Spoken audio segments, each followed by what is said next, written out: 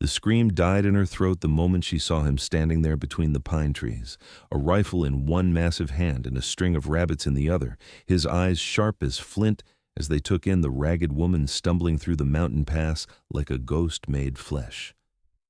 Rosamund Olsen fell to her knees in the dirt and snow, her dress torn to ribbons, her feet wrapped in strips of cloth that had once been her petticoat, and she did not even have the strength left to be afraid of this towering stranger, with shoulders broad enough to block out the afternoon sun.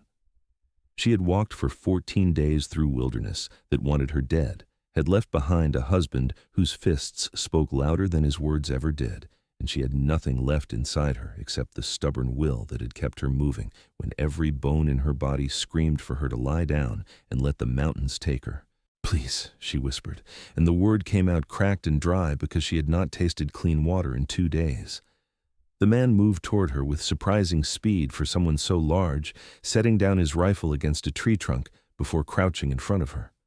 His hair fell past his shoulders in dark waves, and his face bore the weathered lines of someone who had lived hard years in these mountains. His arms were thick with muscle beneath the rolled sleeves of his flannel shirt, and his hands, when they reached for her, were calloused but gentle. "Easy now," he said, his voice a low rumble. "You are hurt?" Rosamund tried to speak again, but her vision blurred at the edges, and the last thing she remembered before darkness claimed her was the feeling of strong arms catching her before she hit the ground. When consciousness returned, she found herself lying on something soft, wrapped in blankets that smelled of pine smoke and leather. The ceiling above her was made of rough-hewn logs, and a fire crackled somewhere to her left, filling the small cabin with warmth that made her realize just how cold she had been for so very long. She turned her head and saw him sitting at a rough wooden table, his broad back to her as he worked at something she could not see. "You are awake," he said without turning around, and she wondered how he had known. "There's water beside you. Drink slowly."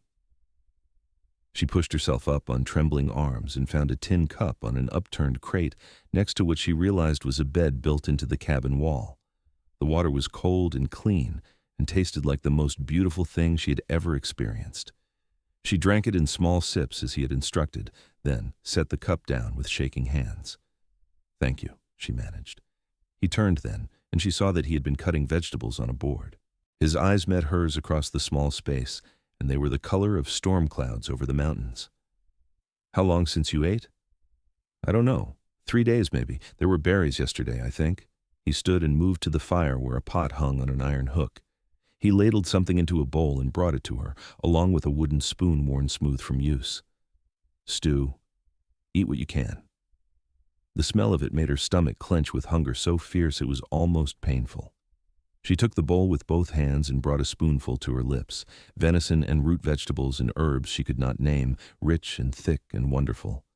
She ate slowly, even though she wanted to devour it all at once, and he watched her for a moment before returning to his work at the table.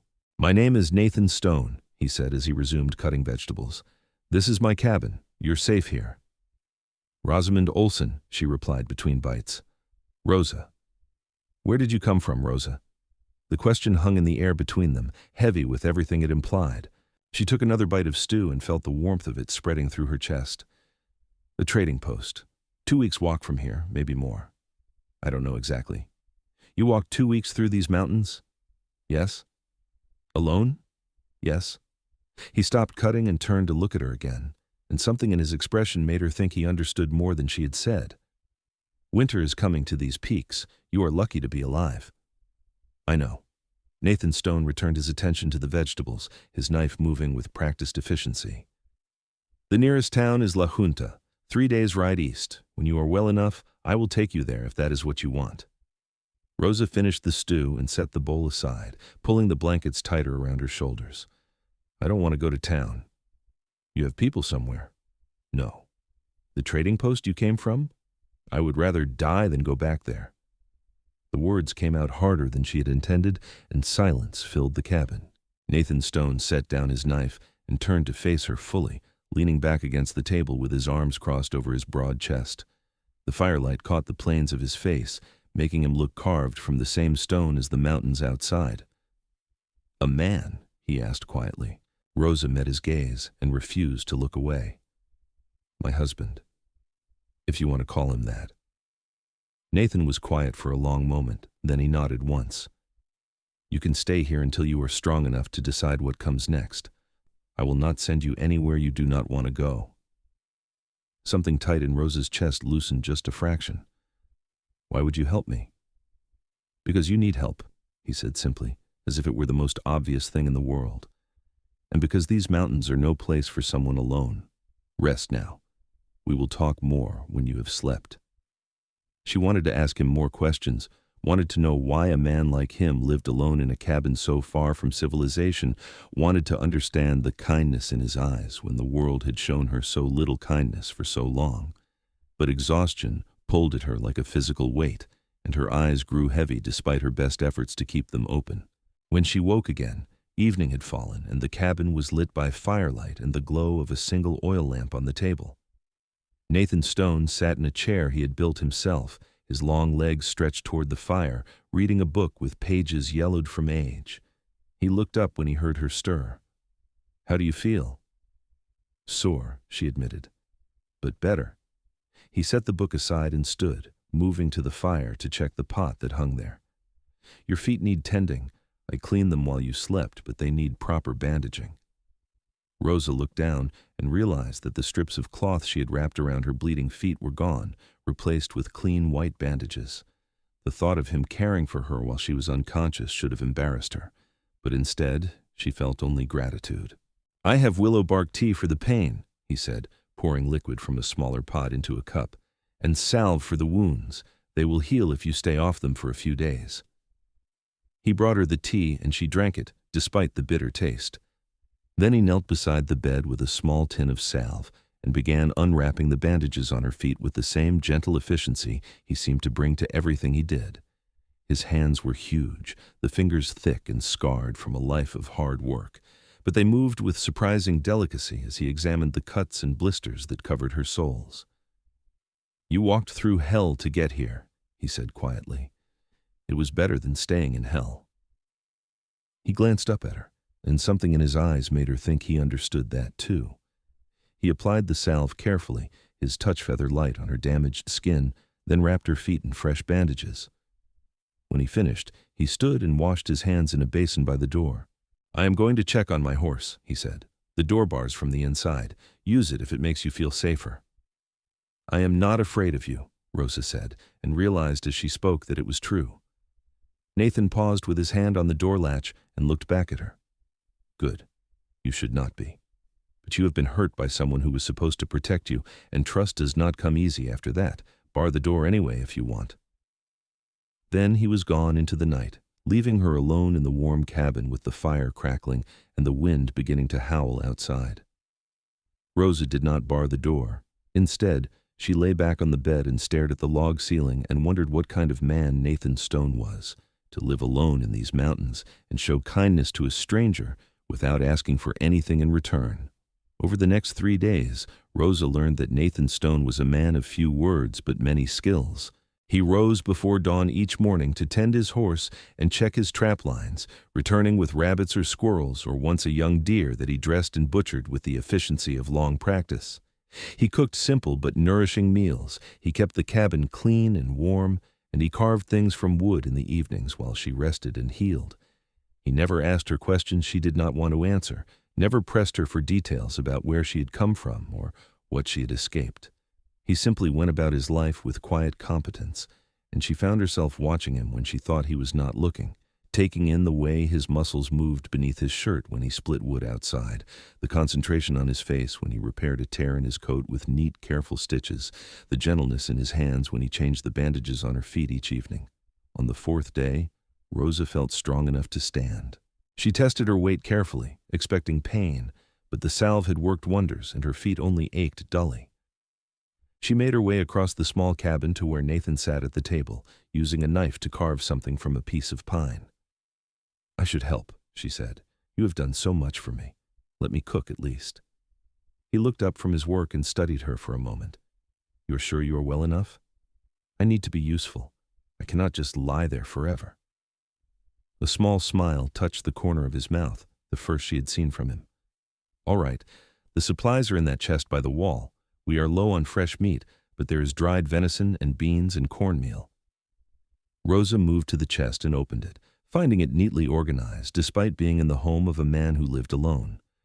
She selected what she needed and set to work preparing a meal, hyper-aware of Nathan watching her from the table.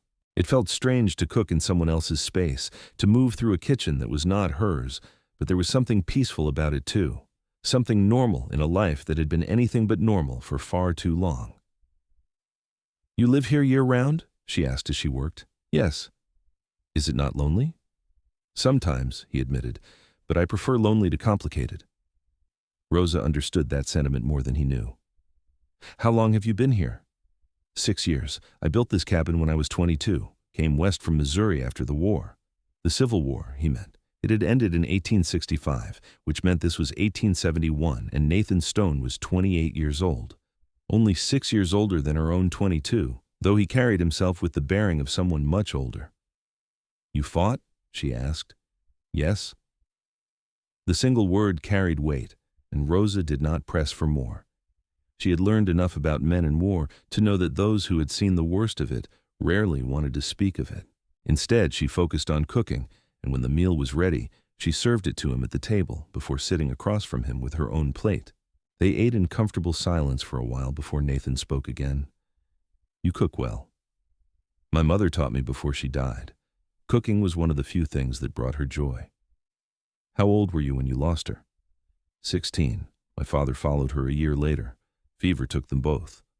"I'm sorry," Rosa nodded, pushing beans around her plate. "I married Thomas 6 months after my father died. I was 17 and alone, and he seemed kind enough. He had the trading post and a decent living, and I thought it would be a good life. It was not. No." She set down her fork and looked across the table at Nathan, at his storm-gray eyes and his strong jaw, and the way he listened to her without judgment. He was fine at first, polite, even gentle. But after we married, things changed. The drinking got worse, and when he drank, he got mean. His fists got meaner. Nathan's jaw tightened, but he said nothing, letting her talk. "I told myself it would get better. That if I could just be a better wife, cook better meals, keep a cleaner house, maybe he would stop. But it never mattered what I did. He always found a reason." She took a shaky breath. 2 weeks ago, he beat me so badly I could barely stand, and something inside me just broke. I knew if I stayed, he was going to kill me eventually, so I waited until he passed out drunk, and I walked out the door with nothing but the clothes on my back. "You did the right thing," Nathan said quietly. "Did I? I left with no money, no food, no plan. I just walked. I knew there were mountains to the west, and I thought, maybe if I could get far enough, if I could find someone who would help me get to a town, I could start over. I did not expect the wilderness to be so vast. I got turned around, lost the trail, ran out of food. I ate berries and drank from streams and kept walking because stopping meant dying." "But you made it," Nathan said. "You survived. You saved me. You saved yourself by walking out that door. I just gave you a place to rest." Rosa felt tears pricking at her eyes, but she blinked them back. She had cried enough in her marriage. She was done crying over what Thomas Olsen had done to her. "What happens now? That depends on what you want." "I want a life that is mine," she said fiercely. "I want to wake up without fear. I want to make my own choices." Nathan nodded slowly. "Then you will stay here until you are strong enough to leave. And when you are ready, I will take you wherever you want to go. La Junta has people, opportunities. You could find work, start fresh. What if I do not want to go to La Junta? Then you do not go. What if I want to stay here?" The question hung between them, bold and raw. Nathan set down his fork and leaned back in his chair, studying her with those gray eyes that seemed to see right through her. "This is not an easy life, Rosa. Winter up here is brutal. We are days from the nearest town, weeks from any real civilization. It is cold and hard and lonely." "I have lived through hard," she said, "and I would rather be lonely in peace than surrounded by people who hurt me. I'm not talking about a few days or a week. I'm talking about months, all winter, just you and me in this cabin with nothing but snow outside." "I understand that. Do you?" He leaned forward, his forearms on the table. "You do not know me, Rosa. You do not know what kind of man I am." I know you found me dying in the mountains and you brought me to your home. I know you fed me and tended my wounds and asked for nothing in return. I know you have been nothing but kind to me, which is more than I can say for most people I have known." She met his gaze steadily. "If you do not want me here, say so. But do not pretend it is for my own good." A long silence stretched between them. The fire crackled and the wind moaned outside, and Rosa held her breath, waiting for his answer. "You can stay," Nathan said finally, "for as long as you want. But there are conditions." "What conditions?" "You pull your weight. I cannot carry someone through a mountain winter. You cook, you clean, you help with whatever needs doing. And if I ask you to do something, you do it without argument, not because I want to control you, but because survival up here sometimes means moving fast and following instructions. I can do that. And when spring comes, if you want to leave, you leave. No obligations, no expectations. I give you shelter and you help me survive the winter. That is the arrangement." Rosa nodded. "That's fair." Nathan stood and held out his hand across the table. His palm was rough and warm when she placed her smaller hand in it, and the handshake they shared felt like sealing a bargain that went deeper than the simple words they had spoken. "Partners then," he said. "Partners." Over the following weeks, Rosa settled into a rhythm of life in the mountain cabin that felt both strange and right in ways she could not fully articulate. She learned the shape of Nathan's days, the routines that kept him alive in this harsh, beautiful wilderness. She learned that he rose with the sun and checked his traps each morning, that he spent afternoons chopping wood or hunting or repairing the endless small things that needed attention.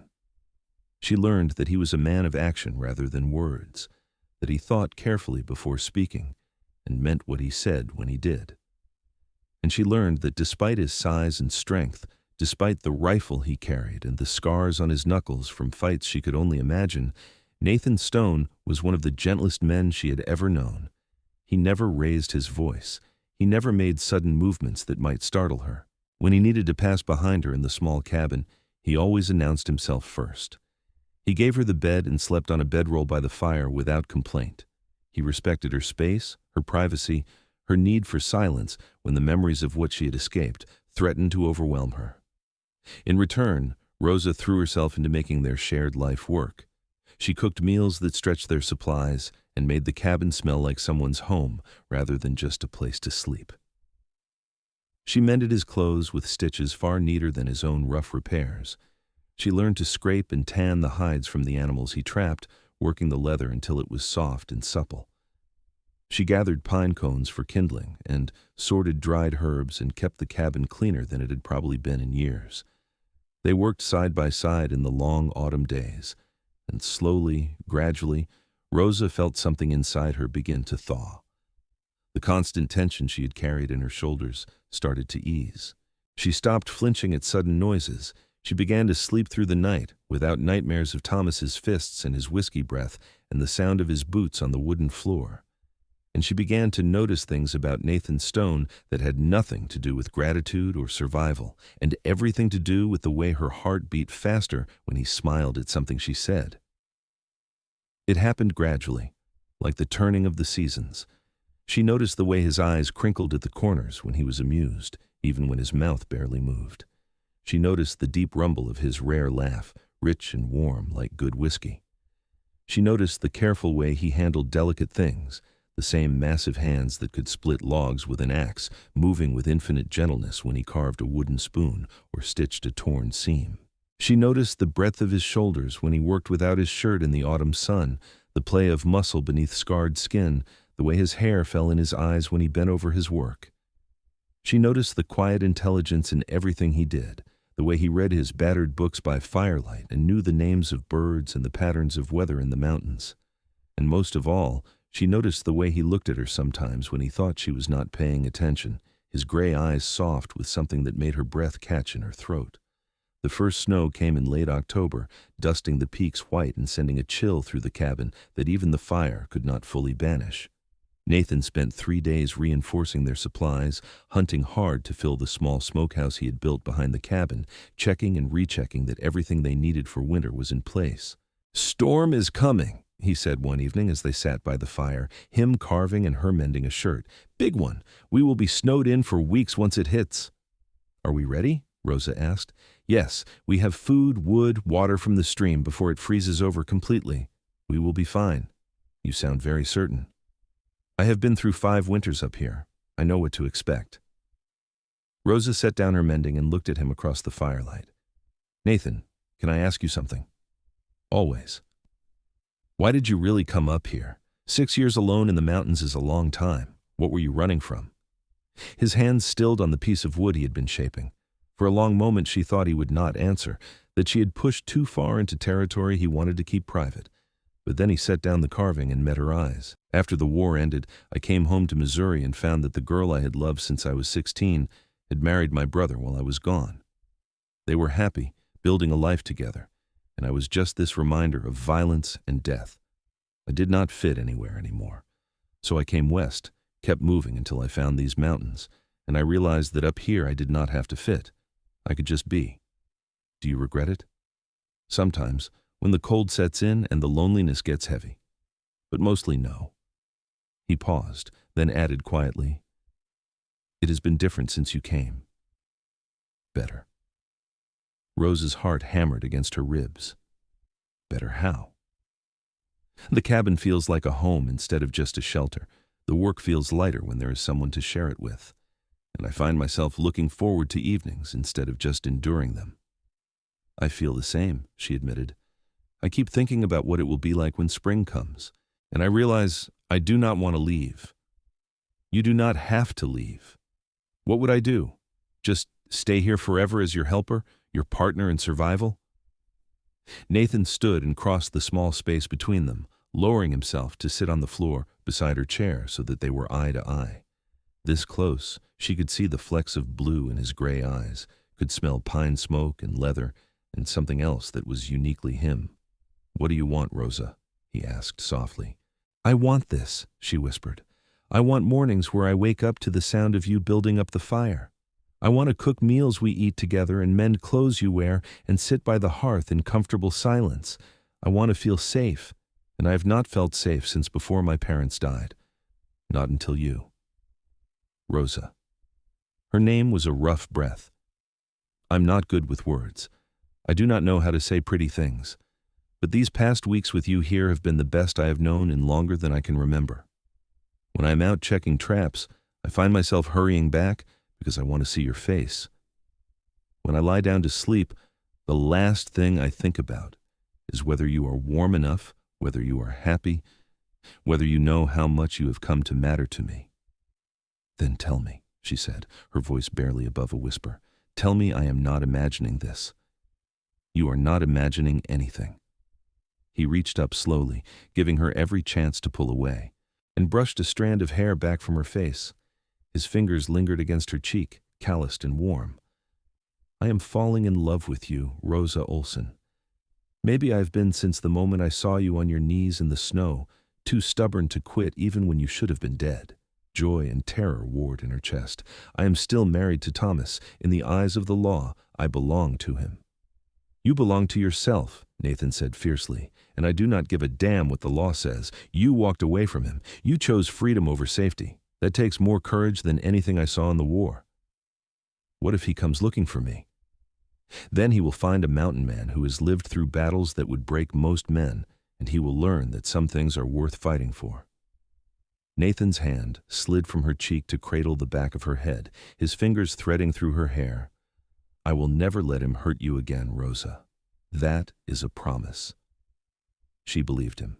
Looking into his eyes, seeing the fierce protectiveness there mixed with tenderness, she believed every word.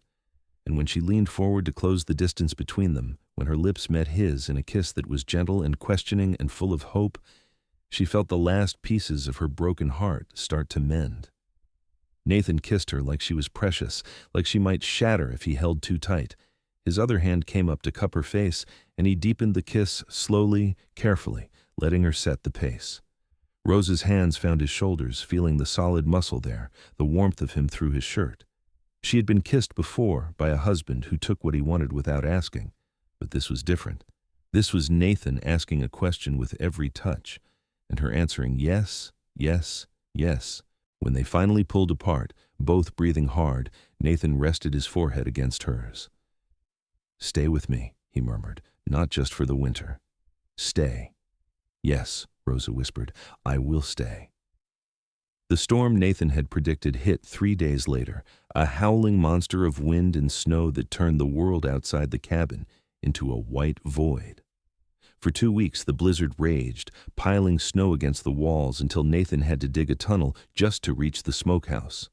They huddled together in the cabin, keeping the fire burning day and night, and Rosa learned what it truly meant to be cut off from the rest of the world. But she was not afraid. She sat wrapped in blankets while Nathan read to her from his books, his deep voice turning stories into something magical. She helped him measure out their food supplies and plan meals that would stretch through however long the storm lasted. She slept curled against his side at night, both of them in his narrow bedroll, because sharing warmth was practical and necessary, and because neither of them wanted to be apart. On the 15th day, the storm broke. They woke to silence and sunshine streaming through the small window, and Nathan dug them out of the cabin into a world transformed. Snow lay 6 feet deep in places, covering everything in pristine white, and the sky above was so blue it hurt to look at. "It is beautiful," Rosa breathed, standing in the tunnel Nathan had carved through the snow. "It is deadly," Nathan said, but his tone was not unkind. "Winter up here is always beautiful. That is what makes it dangerous. People forget to respect it." They spent the next week digging out, creating paths to the smokehouse and the woodpile, and the stream where Nathan had to break through ice to reach running water.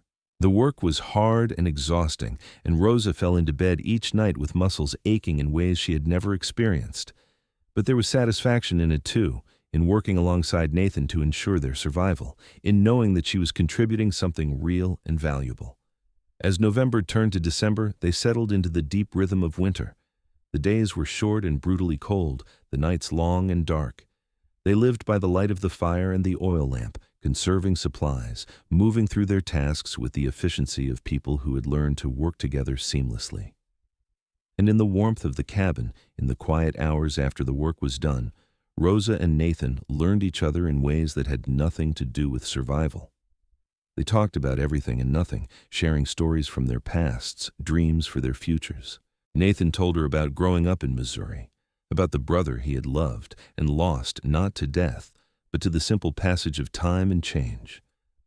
Rosa told him about her mother's gentle hands and her father's booming laugh, about the girl she had been before grief and fear had shaped her into someone harder.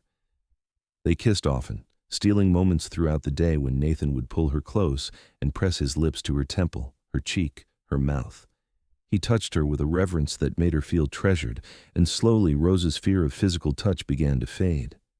She learned that hands could be gentle, that strength did not have to mean violence, that a man's body pressing close to hers could be a source of comfort rather than threat.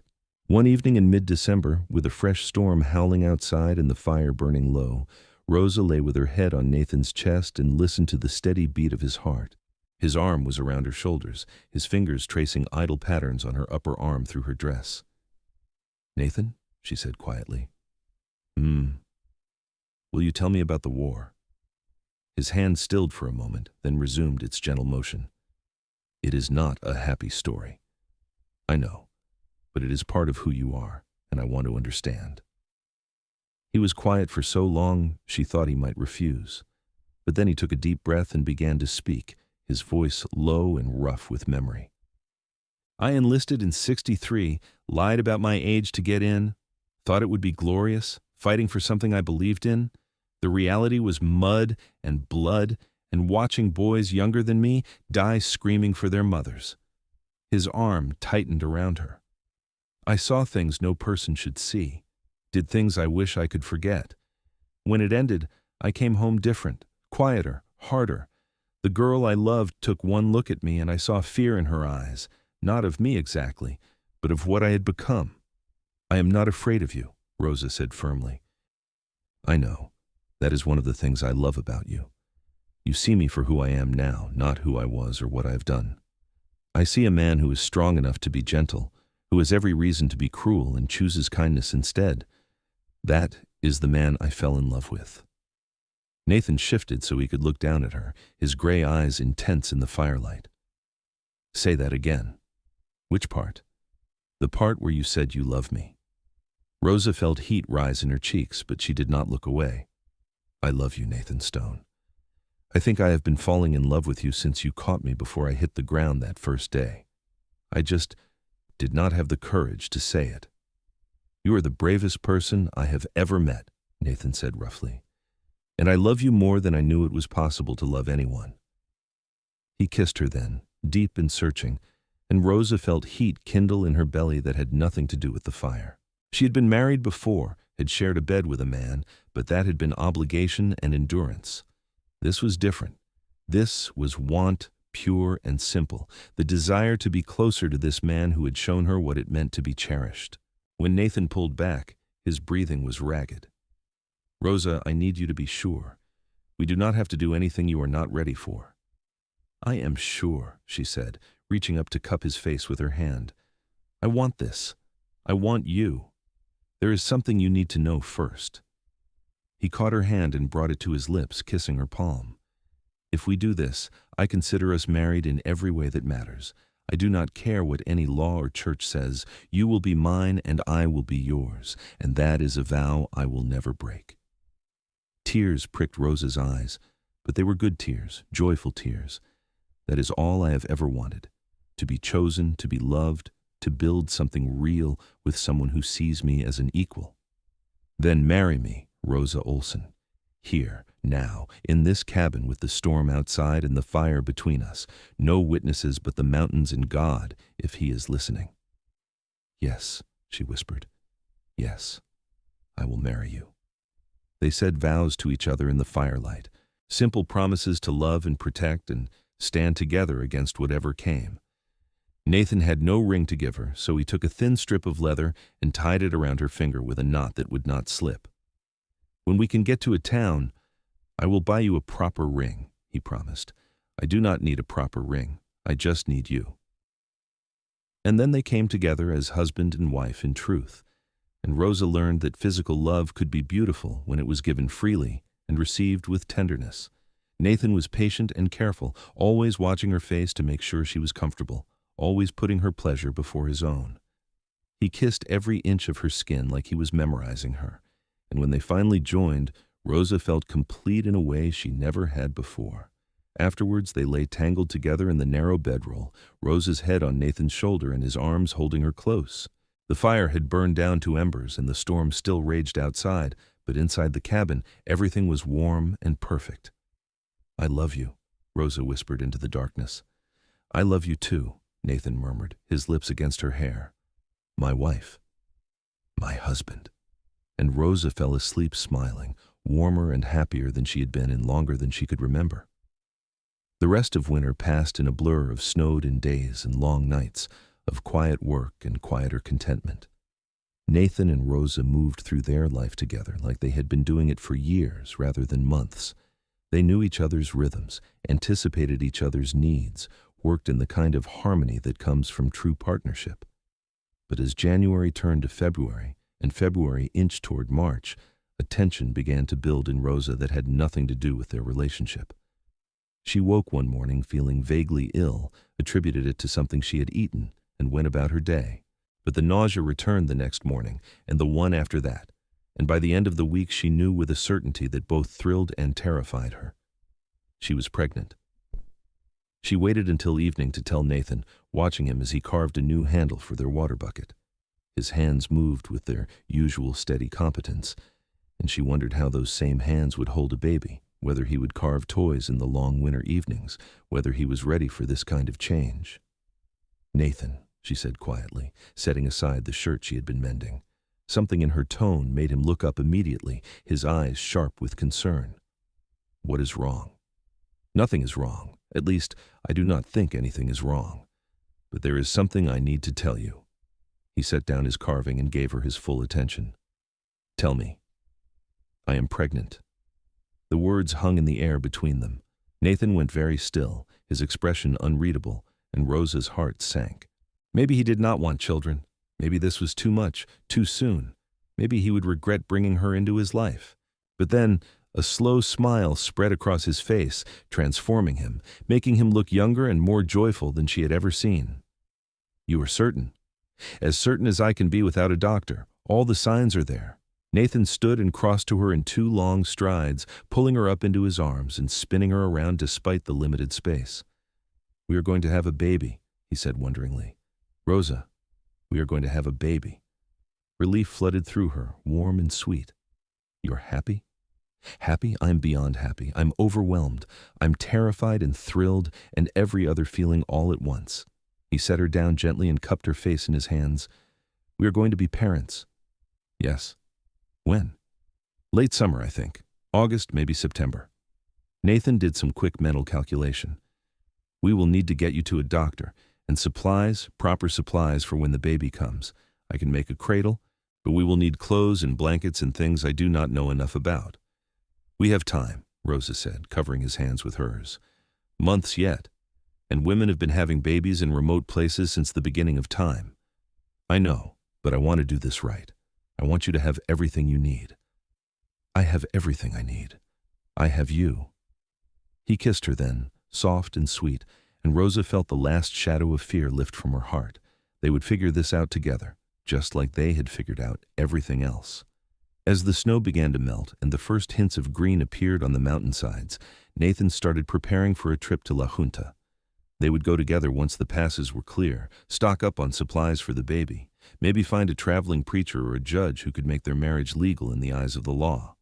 But 2 weeks before they planned to leave, a stranger appeared at the cabin door. Rosa saw him first through the window, a man on horseback picking his way up the mountain trail. Her heart seized with sudden terror because she knew that build, knew the way he sat a horse, knew him down to her bones even though it had been months since she had seen him. Thomas Olsen had found her. "Nathan," she said, her voice barely above a whisper. He was at her side instantly, following her gaze out the window. His expression hardened into something dangerous. "Stay inside," he said, reaching for his rifle. "Nathan, please, he is not worth it. I will not let him take you. I know, but I need you alive, not hanged for murder." Nathan looked at her, and something in his face softened. "I will not start a fight, but I will end one if he brings it to our door." He went outside, rifle in hand but held low, and Rosa watched through the window as Thomas dismounted and approached. Her husband, or the man who had been her husband anyway, looked thinner than she remembered, haggard, his face bearing the marks of hard living and harder drinking. "You stoned?" Thomas called out. "I am." "I'm looking for my wife, Rosa Olsen. I was told she might have come this way." "Who told you that?" "Trapper passing through said he heard about a mountain man who took in a woman last fall." Description matched. Nathan was quiet for a moment. "What do you want with her?" "She is my wife. She ran off without a word, left me worried sick. I just want to bring her home where she belongs." Rosa could not hear what Nathan said next, but she saw his posture change, saw him shift the rifle just slightly. Whatever he said made Thomas's face go red. "You got no right to keep her from me," Thomas shouted. "That is my wife in there, and I am taking her back." "She does not want to go with you." "I do not give a damn what she wants. She is mine by law." "The law does not apply up here," Nathan said, his voice carrying clear and cold through the mountain air. "And no woman is property, no matter what piece of paper you have." Thomas took a step forward and Nathan raised the rifle, not quite pointing it but making the threat clear. "I would not," Nathan said quietly. "You cannot keep me from what is mine." "I can and I will. Rosa is under my protection now. You need to leave." "Or what? You will shoot me? I will have the law on you for murder. I will shoot you if you threaten her. That is self-defense in any territory." Nathan's voice was steady, almost conversational, but Rosa could see the coiled tension in his shoulders. "You beat that woman near to death. She walked 2 weeks through wilderness to escape you. And you have the nerve to stand on my land and claim you have a right to her? I have a right to my wife. You lost that right when you raised your fists to her. Now I am telling you one last time, leave. Do not come back. If I see you on this mountain again, I will not be so civil." For a long moment, Thomas just stood there, his hands clenched into fists, his face mottled with rage. Rosa held her breath, terrified that he would charge Nathan, that violence would erupt and the fragile peace they had built would shatter. But then Thomas spat on the ground and turned back to his horse. "Keep the bitch," he snarled. She was not worth the trouble anyway. He mounted and rode back down the trail, and Nathan stood there with his rifle until the man was out of sight. Only then did he lower the gun and turn back to the cabin. When he came inside, Rosa flew into his arms. "Thank you," she whispered against his chest. "Thank you for standing up to him." "I meant what I said. I will never let him hurt you again." Nathan held her tight, his chin resting on top of her head. "But he knows where we are now, and he might come back with others, or with the law. What do we do?" "We go to La Junta like we planned. We find a judge and we make our marriage legal. If the law gets involved, I want everything proper. I want papers that say you are my wife, that any child you have is mine. I want there to be no question." Rosa pulled back to look up at him. "What if he goes to the law first? What if he accuses you of kidnapping or something worse? Then I will deal with it. I have lived through worse than one bitter man's accusations." They left for La Junta 2 days later, Nathan on his sturdy mountain horse and Rosa riding behind him, her arms around his waist. The journey down from the mountains took 3 days, winding through passes still half choked with melting snow, crossing streams swollen with runoff, picking their way carefully along trails that tested even Nathan's considerable skill. But finally, they descended into the eastern plains and La Junta rose before them, a sprawling town that had grown up around the railroad tracks that connected the east with the western territories. It was bigger than Rosa expected, full of noise and people and activity that felt overwhelming after months in the quiet mountains. They found a hotel first, a modest establishment that rented them a room without asking too many questions. Then Nathan went in search of a judge while Rosa rested, her body tired from the journey and the pregnancy both. He returned an hour later with good news. There was a circuit judge in town, and he was willing to perform a marriage ceremony the next day. All they needed were witnesses and the fee, both of which Nathan could provide. "There is something else," Nathan said, sitting on the edge of the bed. "I stopped by the marshal's office, asked some careful questions. Apparently Thomas Olsen filed a complaint about his runaway wife, but no one is looking very hard. The marshal knows his reputation, and he is not inclined to help a man drag his wife back against her will." Relief washed over Rosa. "So we are safe?" "As safe as we can be. But I want that marriage certificate anyway. Legal protection." They were married the next morning in the judge's chambers, with his clerk and a hotel worker as witnesses.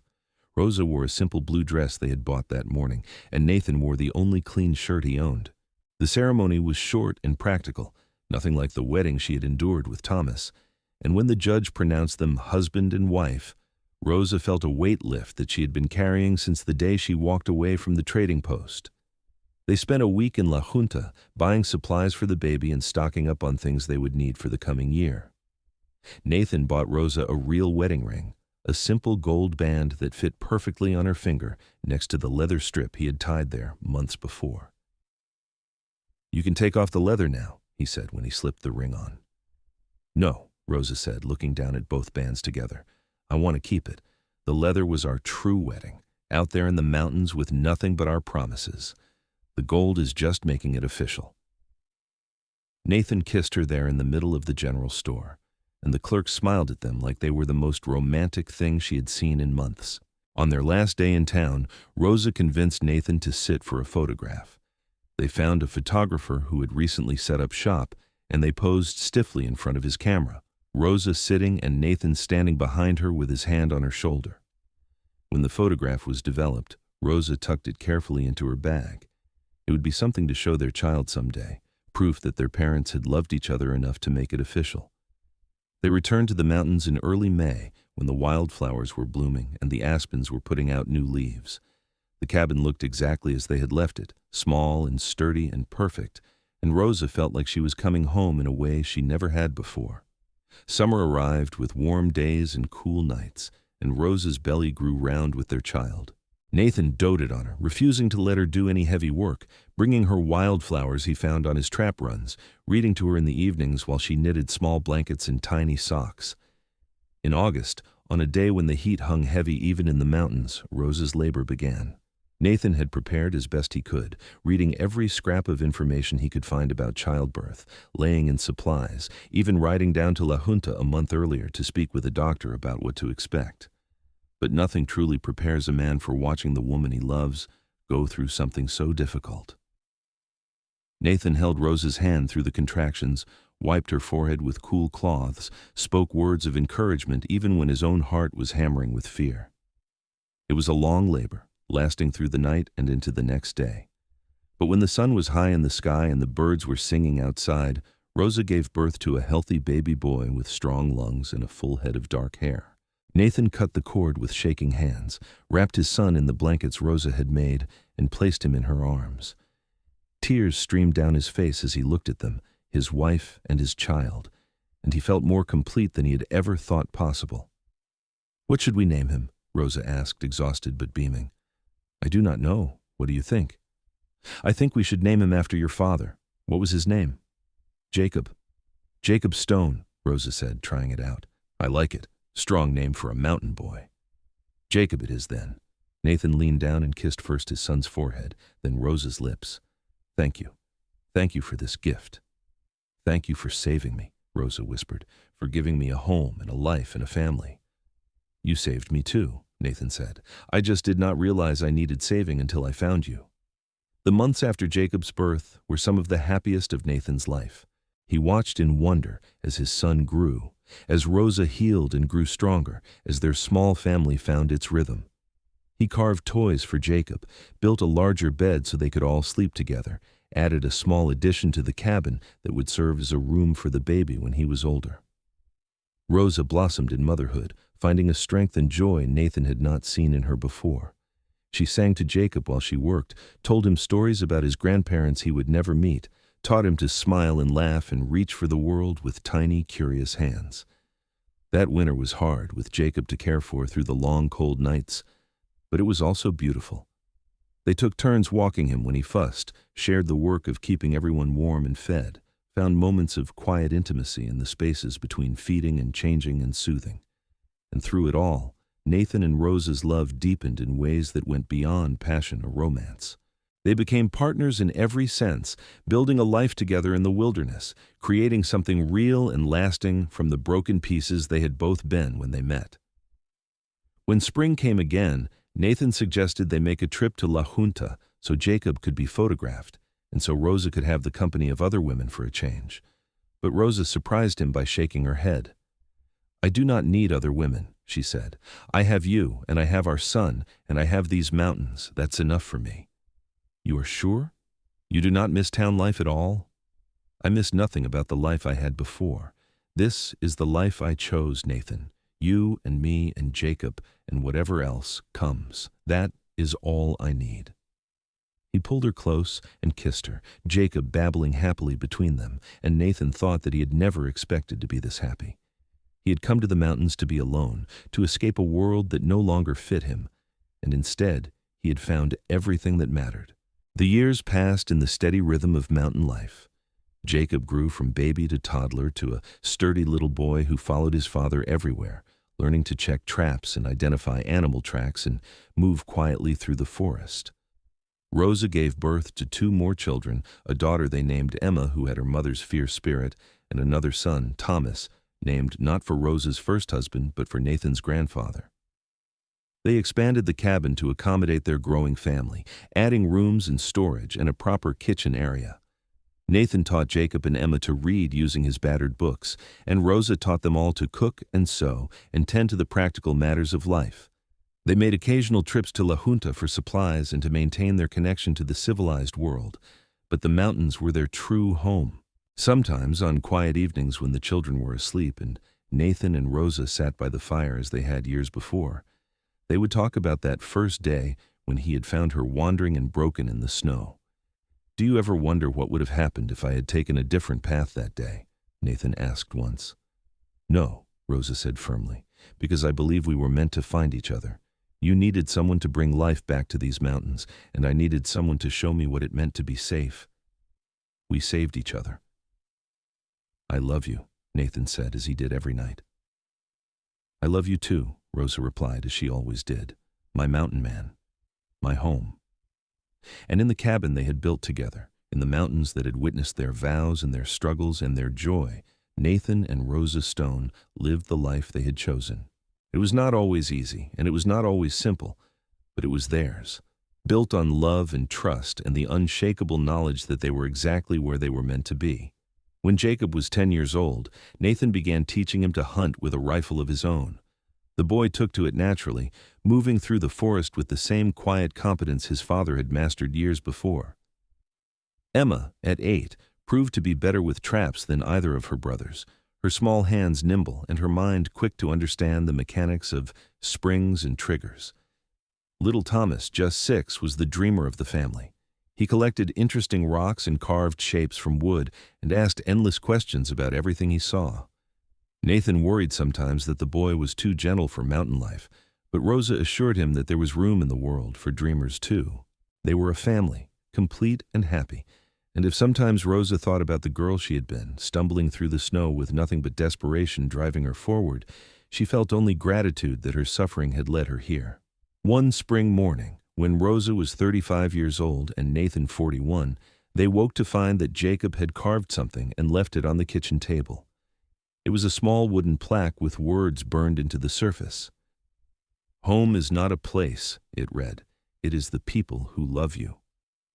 Rosa picked it up with tears in her eyes and showed it to Nathan. He read it and smiled, that rare full smile that transformed his weathered face and pulled her into his arms. "Smart boy," he murmured into her hair. "He learned from the best," Rosa replied. They hung the plaque over the door, where it would greet them every time they entered, a reminder of what they had built and why it mattered.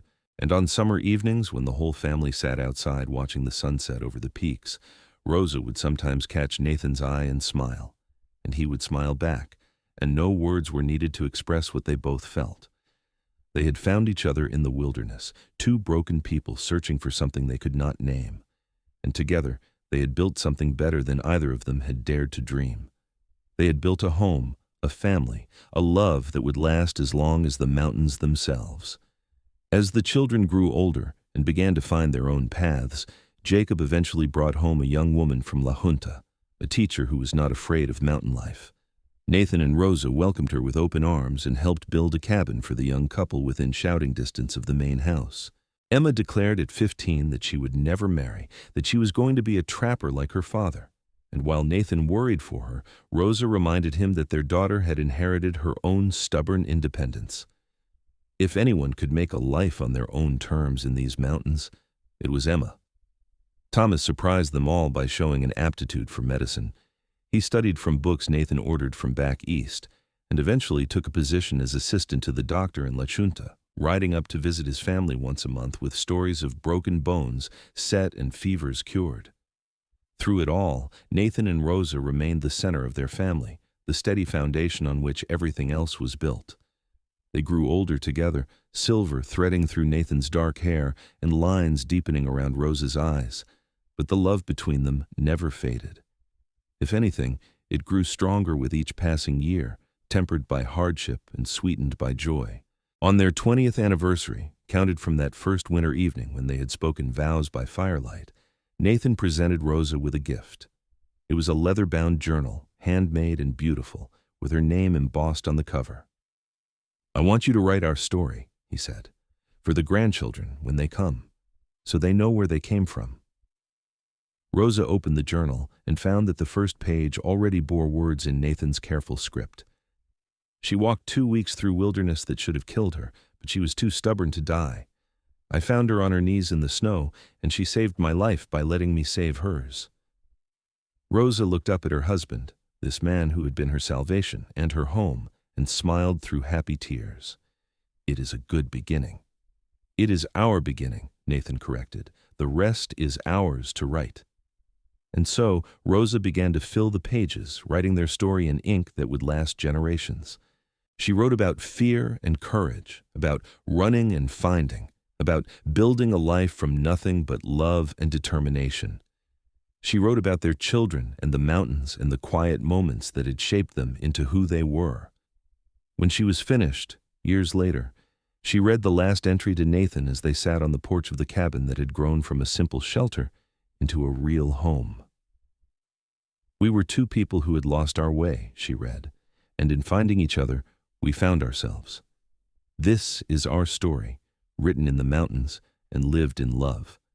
May those who come after us know that home is not where you start, but where you choose to stay. Nathan took her hand, the one that still bore both the leather strip and the gold ring, and raised it to his lips. "That's perfect," he said, "just like you." "Just like us," Rosa corrected. And as the sun set over the peaks they had called home for more than 2 decades, Nathan and Rosa Stone sat together in the comfortable silence of people who did not need words to communicate love.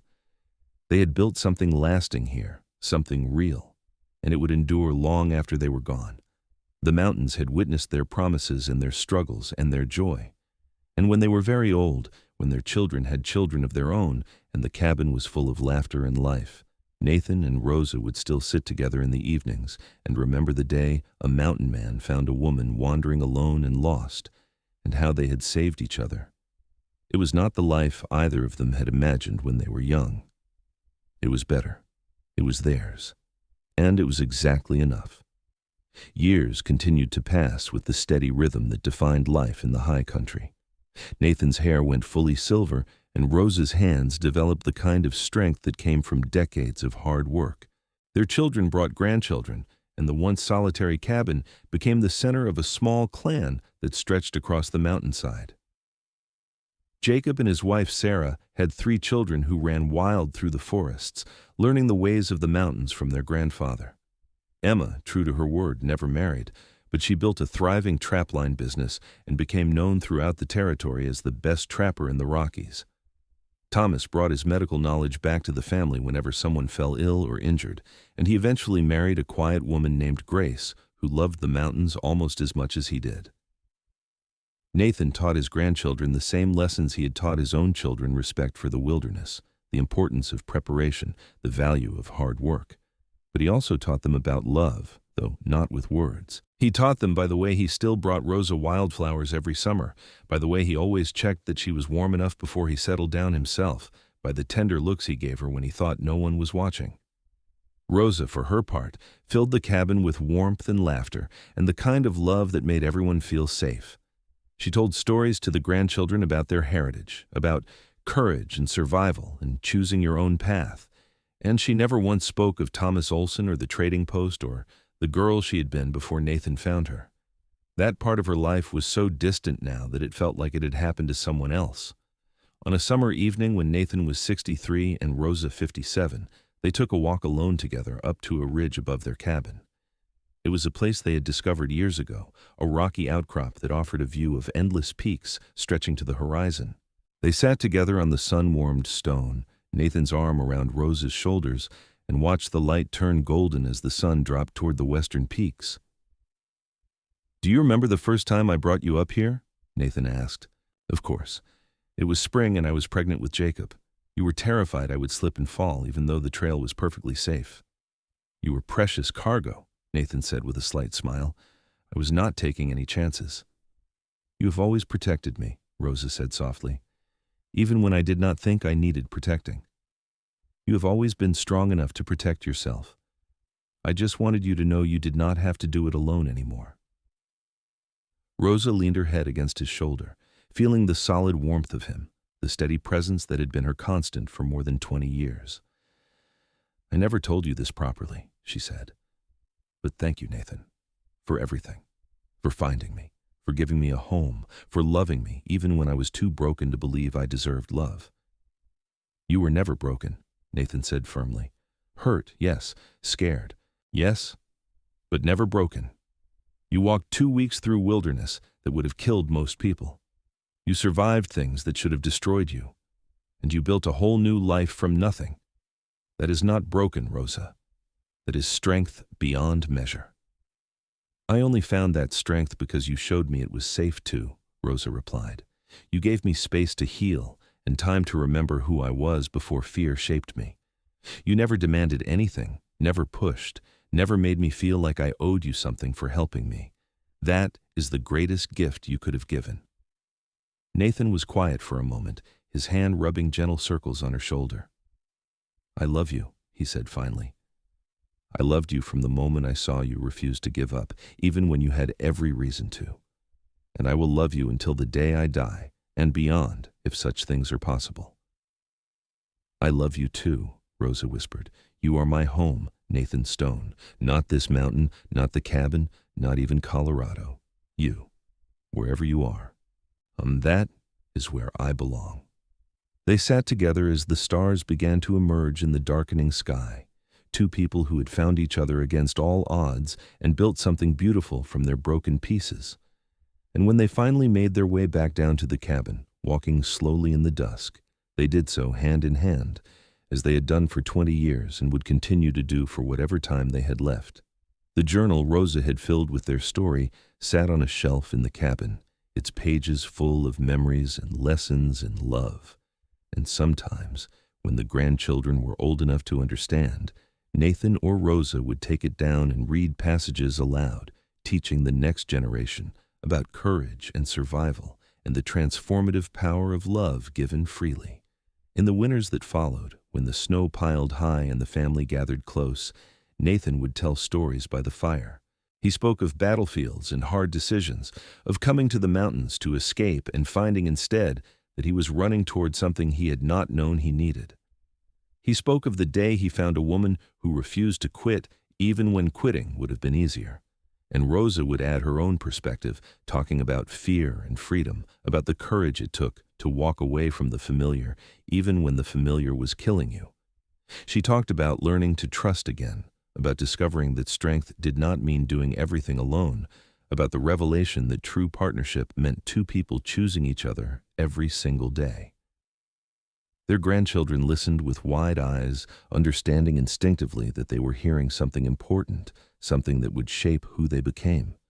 And years later, when those grandchildren had children of their own, they would tell the same stories, keeping alive the legacy of a mountain man and the woman he found in the snow. Nathan and Rosa grew old together in the mountains they loved, their bodies slowing but their love never diminishing. When Nathan's joints grew stiff with age, Rosa would massage them with salve she made from mountain herbs. When Rosa's eyesight began to fail, Nathan would read to her every evening, his voice still strong and sure. They celebrated every anniversary, marking the years not from the official wedding in La Junta, but from that first winter evening when they had made promises by firelight. 25 years, 30 years, 35. Each year was a gift, each season another chance to wake up together and choose love again. When Nathan was 70 years old and Rosa 64, they took one last trip up to their favorite ridge. The climb was harder now, their breaths coming shorter, their steps less certain. But they made it to the top and sat together in the spot that had always been theirs. "Do you have any regrets?" Rosa asked, looking out over the mountains that had been their home for 4 decades. "Not a single one," Nathan said without hesitation. "This life, this family, you are everything I never knew I needed. Every hard year, every difficult winter, every challenge we faced was worth it for this." "I feel the same," Rosa said. "I walked into these mountains running from death, and instead I found life. Real life, full and rich and meaningful. You gave me that, Nathan." "We gave it to each other," Nathan corrected gently. "That is what love is, Rosa. Not one person saving another, but two people choosing to build something together." They sat in comfortable silence as the sun set one more time over the peaks, painting the sky in shades of orange and pink and purple. And when they finally made their way back down to the cabin where their family waited, they did so slowly but steadily, still hand in hand after all these years. The seasons turned, as they always did. Summer faded to autumn, autumn to winter, winter to spring. The family grew and changed, new babies born and old traditions maintained. And through it all, Nathan and Rosa remained the heart of everything, the living proof that love could transform and heal and endure. When Nathan finally passed away in his sleep at the age of 73, surrounded by family in the cabin he had built with his own hands, Rosa held his hand until the end. She whispered stories of their life together, reminded him of every beautiful moment they had shared, told him it was okay to rest now, that she would be fine, that he had given her everything she needed to carry on. After he was gone, buried on a hillside overlooking the valley with a simple stone marker, Rosa continued living in the cabin they had shared. Her children worried she would be lonely, offered to have her come stay with them. But Rosa refused gently but firmly. "This is my home," she said. "This is where I belong. I can feel him here, in every log he cut and every room he built. I am not ready to leave that yet."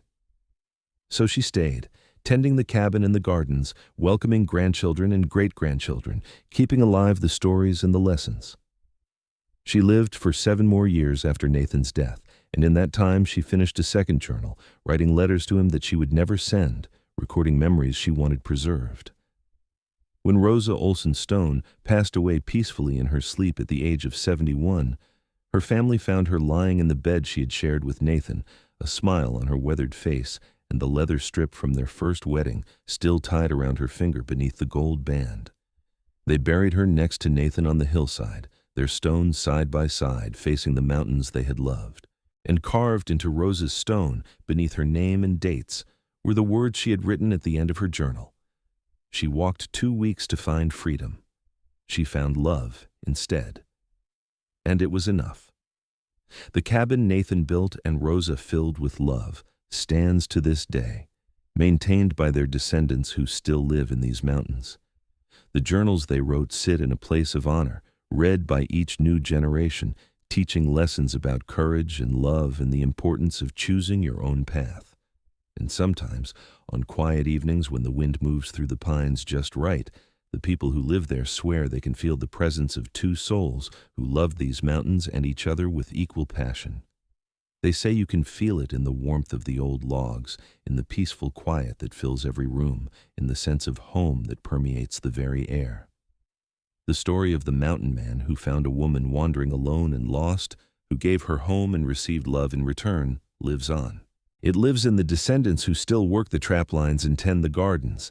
It lives in the couples who choose each other against the odds. It lives in everyone who learns that home is not a place you find, but something you build with the people who matter most. Nathan and Rosa Stone walked different paths to reach each other, paths marked by pain and loss and struggle. But when those paths converged on a snowy mountain pass in 1871, something magical happened. 2 broken people found each other and discovered they were not broken at all. They were simply waiting for someone who would see their strength, honor their courage, and love them without condition. And from that meeting, from that moment of connection in the wilderness, grew a love story that would span decades and shape generations. It was not always easy, and it was not always simple, but it was real, and it was true, and it was exactly the kind of love that makes life worth living. In the end, that is what matters. Not the hardship or the struggle, but the love that sustained them through it all. Not the difficulties they faced, but the partnership that helped them overcome every obstacle. Not the years they lost to other lives, but the decades they gained by finding each other. The mountains stand eternal, and somewhere in their shadow, the love of Nathan and Rosa Stone endures. It endures in the family they built, in the home they created, in the journals they left behind. And it endures in the hearts of everyone who hears their story and learns that love, real love, is worth walking 2 weeks through wilderness to find. This is their story, complete and whole, a testament to the power of courage and kindness, and choosing to build something beautiful from broken pieces.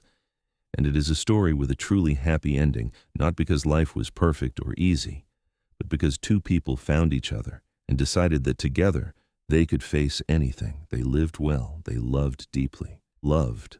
And when their time came, they left behind a legacy that would outlast stone and outlive memory, carved not in monuments, but in the hearts of everyone they touched. That is the story of the mountain man and the woman who walked 2 weeks escaping. He gave her home, she gave him purpose, and together they created something that would last forever.